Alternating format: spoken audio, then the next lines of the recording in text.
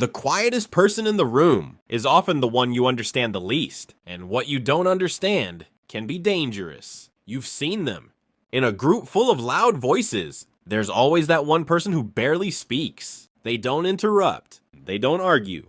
They just observe. Most people assume they're shy. They lack confidence. But here's the interesting part. Silence doesn't always mean weakness. Sometimes it means control. 1. They observe while others perform.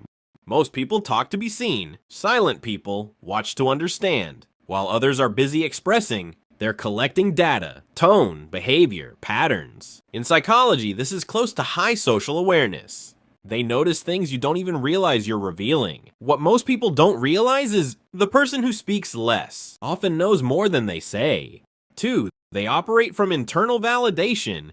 Loud people often seek reactions. Silent people don't. They don't need approval to feel secure. They don't need attention to feel important. Their confidence is quiet, but stable, and that makes them unpredictable. Because you can't control someone who doesn't depend on your opinion. 3. They think before they act.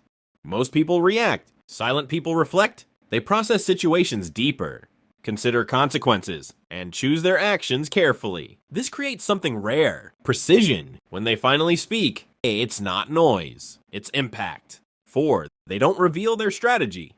People who talk a lot often reveal their intentions without realizing it. Silent people don't. They keep their thoughts private, their plans hidden. In economics and strategy, information is power, and they don't give that power away easily. That's why they're hard to predict, and even harder to compete with.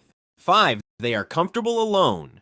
Most people fear silence. They fill it with noise, distractions, conversations. But silent people live in it.